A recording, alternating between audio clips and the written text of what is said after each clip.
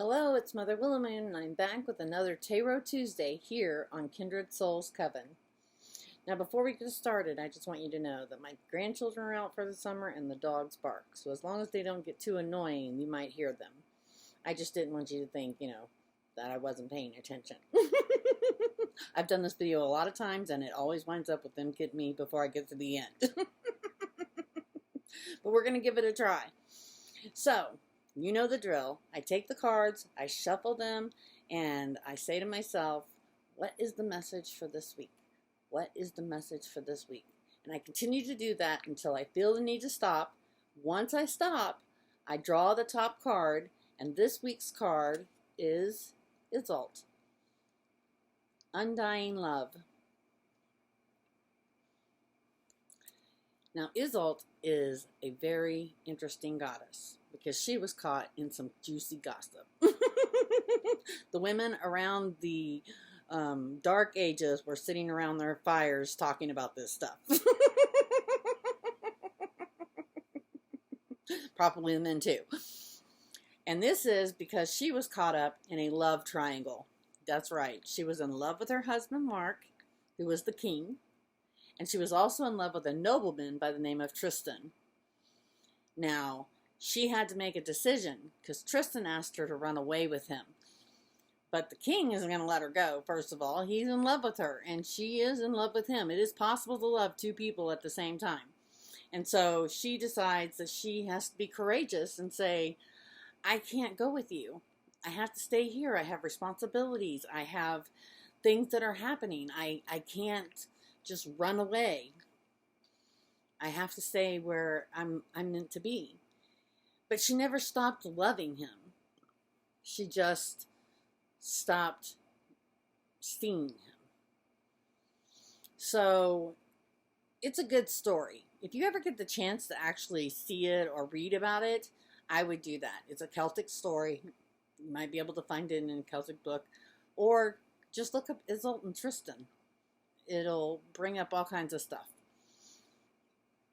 So, undying love. Undying love is something that is going to last forever. So it's not just a romantic relationship. When our children are born, the first thing we do is we're going to love them until they die. No matter how ugly they are, we're going to think that they're the most beautiful things and we love them. Just kidding. I'm sure all of them are beautiful. Same thing with our best friends. They're our best friends for a reason. So we're going to love them forever. Same thing with our spouses, our domestic partners, even our boyfriends and girlfriends when we break up with them. We still think about them. I'm up in my years, and I still think back to my first boyfriends and, some of my girlfriends, because I did love them at a time, and I have fond memories. So you're going to love them for a long time. And this kind of love that she's talking about, undying love, is the kind of love that you're going to have to face head on. That is the theme of Iseult, undying love. You have to face your issues head on. A long time ago, my husband and I, we came to an understanding that no one's perfect. We're going to embarrass each other. We're going to do things that might feel betrayal. We're going to do things that are going to upset each other. We're going to hurt each other's feelings. We're going to do all kinds of things because we're human. There is no such thing as this perfect marriage where nobody ever does anything wrong. Everybody has something that they're going to argue about, or they're going to have some bitter feelings about. That doesn't mean that it happens all the time. And I'm not talking about abusive relationships, and I'm not talking about relationships where they belittle you or make you feel less than, because I'm here to tell you that you are all that in a bag of chips. Those relationships are not the ones I'm talking about. Those are relationships that you might want to get away from or seek help for. And there is a hotline for that. So I'm talking about healthy relationships that are going to last until the end of time. Even with your family, your nieces, your nephews, your cousins, you're going to not always agree, but you're going to love each other. I have family members that absolutely do not agree with me and don't always see things the way I do. So I had to go inside, do some serious shadow working so that I could still love them. And that is important because you have to face it head on. And it's not always about you. And it's not always about them. Sometimes it's about something that happened a long time ago and it just brings up the same bitterness because it reminds you of that thing. That's why shadow working is so important. And I bring shadow working up because it's a way to face those issues head on. Shadow working is where you deal with those feelings that you're like, I don't really want to deal with them. I don't like that part of myself and I don't want to deal with those feelings. Or I don't want to deal with those feelings because they're too painful. Or they take too much time and I don't want to have to go through all that stuff. But sometimes you have to go through all that stuff because you have to heal from the inside out. As within, so without. So if you're full of bitterness and turmoil and anxiety, depression, things of that nature, you have to get in there and heal what's causing those things so that you can live a life where you can be happy. I know I have to deal with it all the time. I'm not saying that I'm perfect and I've dealt with everything. I'm still unpacking and repacking things. And that reminds me of what I think of when I think of shadow working. Okay? No one expects you to heal 4 hours after your husband told everybody at the dinner a story that you were embarrassed to hear. You didn't want him to tell you. They're not expecting you to get in the car and be healed. Oh, I've meditated on it while I was sitting in my chair and I'm absolutely fine now. No one's expecting you to be Superman or Superwoman. They're expecting you to deal with it head on. Maybe I'm not going to talk about it on the way home because honestly, I'm going to say things that I don't mean. So I'm going to wait and I'm going to tell my partner, my spouse, whoever, boyfriend, girlfriend, or even your child, because they say embarrassing things. Well, I'm going to talk about it later. I need to think about it right now. But you did hurt my feelings. Or you did embarrass me. So, shadow working is like a deep wound. Say you cut your leg open. And it's a deep wound. You go into the emergency room and they're like, dude, this is a deep wound. So they clean it all out and they pack it with stuff so that it can heal from the inside out. Then you go back the next day and they'll unpack it and repack it for you. Maybe you have to unpack it and repack it every day until it heals. Because it needs to heal on the inside first. Then, ta-da, they'll let it heal on the outside. And then you have a healed wound. Doesn't mean you won't have a scar. We're all going to be scarred. There's nothing we can do about that. It's always going to be there with us. And I wish I could tell you that once you heal, there's no more pain ever. That's not what I'm telling you. What I'm telling you is once you heal, then you can deal with the underlying issue. You can actually face it head on and say to somebody, okay, what you said embarrassed me, and so now I feel like I have to be self-conscious around these people because they think that's the kind of person that I am. But that's not the whole of me. That was a moment in time. And now I have to work twice as hard to win the respect, which may not be true, but that's how I feel. So when you do that, it causes me to have anxiety about being able to be around those people. So I prefer that you watch what you say. Now I'm not arguing about what you said. I'm telling you about, I'm communicating about what happened and how I have to deal with that because of how it made me feel. I cannot control other people, but I can control myself. Now they'll have a decision to make to either not do that again or deal with me again where I'm upset with them and disappointed. Because I've been made to feel a certain way. Another thing is, another wound that you can gather is watching those people you love suffer. Watching your kids do the same thing over and over again, hoping for a different result. When you know the result in the end is pain and agony, and you feel the same pain they feel, you're like, I'm feeling your pain. I feel your pain. So when we shadow work, we contemplate, and it doesn't have to be on a yoga mat in front of an altar. That can be some deep meditation that you're doing just for relaxation, bringing your heart rate down, helping you have a better outlook on life. This is dealing with shadow work. And sometimes it has to be like that wound. Unpacked, repacked back up.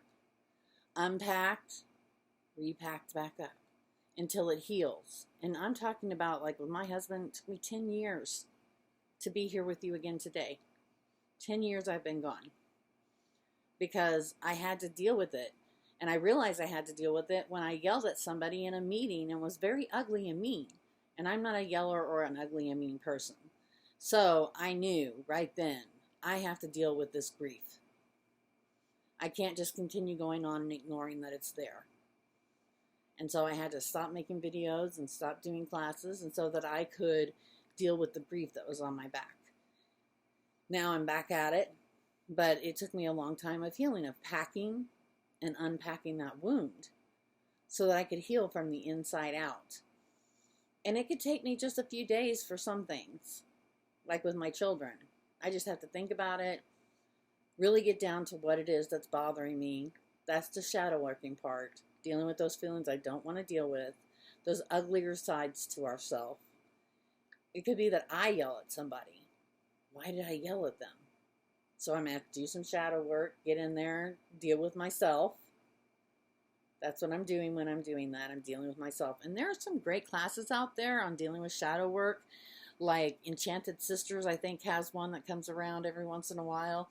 You can always check them out. Just look up Enchanted Sisters, and it'll tell you what classes they have available. But they do quite a bit of stuff on shadow working.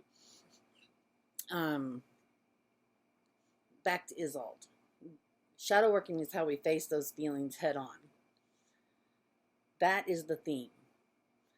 Now, say you have a friend that's suffering, and you can do nothing about it. You have a spouse that's suffering and you can do nothing about it. It just hurts you to watch them go through that, but you still need to be there to support them. So doing some of that contemplation, you can do it in your bed. You can do it in your favorite chair. You can do it anywhere that you feel comfortable and the world is kind of blocked out. You need it to be quiet. And it doesn't have to take a long time, but just I know when he hurts, it makes me hurt. I know when she's suffering, I suffer with her because I don't like to see her suffer. That's the underlying issue, is I don't want to see her suffer. I don't want to see him suffer. And then communicate that. I hate to watch you suffer. I wish that I could do something to help you. But I can't. So instead, we're going to be upbeat.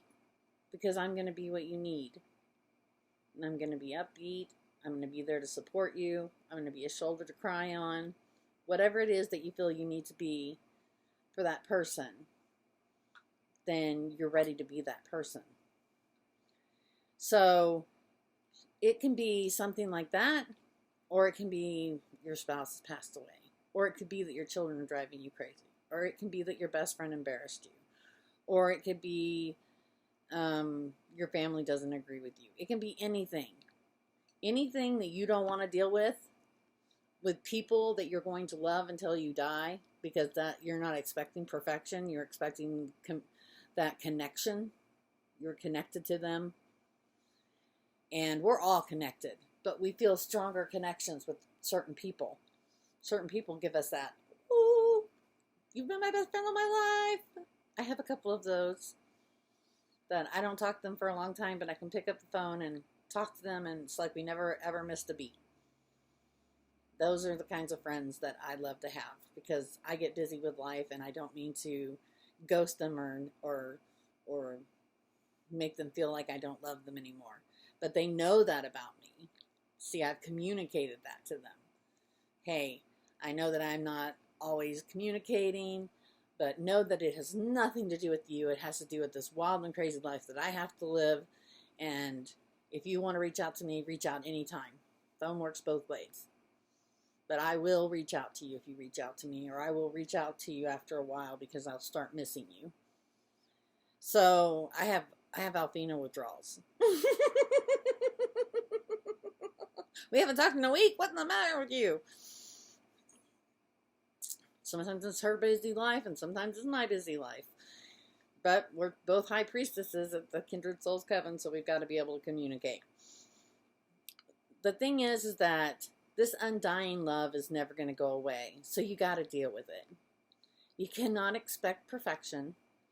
You can only control yourself, and it's good to have more than one friend so that you can lean on another friend whenever you are feeling like you need someone to talk to that can be a gatekeeper to your secrets, because you don't want the other friend to feel bad because you don't like to watch them suffer. You don't want your husband to feel bad because he innocently was telling a story and it embarrassed you, because he didn't know that. It's good to tell him, hey, that story embarrasses me. Please don't tell it to anyone else. I'm already going to have to save face with all these people. Please don't tell another soul. Most of the time, though, relationships develop and they learn and they grow, even with your children. My children, every time that they go through a new phase in life, I have to readjust being a mother. I have to sometimes be really hard and then sometimes be really soft. And then when they grew up and became mothers themselves, I had to learn how to observe and wait for my advice to be asked for. I couldn't just be handing it out and barking orders, because I was no longer in control. That's their homes. They're in control of their homes. And they're in control of their lives. They have their own paths. And we believe that as pagans. We believe that as witches. And even as Wiccans, we believe that everybody has their own path, including our children. And we have to let them have it. Not always agree with it. But they might surprise you, because they do things that make you very proud. They just have to go through the trudges that you went through. Don't think you were perfect when you were young. People watched you do the same thing over and over again. And they had to suffer through it watching you do it. So we have to just keep that in mind, that people have their own path. So before we get out of here, let's read the message from Isolde. When it comes to matters of the heart, your help is here. It's all around you, and it's also inside of you. Your inner wisdom may seem quieted by any pain that you feel. Yet, be assured that the healing you're undergoing is swift and efficient, and you truly are healing from the inside out.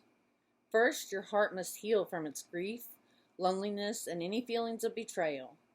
This can take some time, so be patient with yourself. Treat yourself as you would any ailing person, with caution, gentleness, and tenderness. Next, get yourself out into the world, not into a harsh fashion, but on outings to parks, forests, and the such, which are essential to lighten your outlook. Nature is a great healer, you see. That's why I'm frequently amidst the flowers and the trees. Although they may seem quiet on the outside, they're quite talkative when you breathe and simply ingest their magical tones and conversation. Spend time among the forest and the trees, as well as the plants and the animals, and you'll regain your foothold upon this planet. You'll revive your sense of spirit and your desire to tread among the living once again.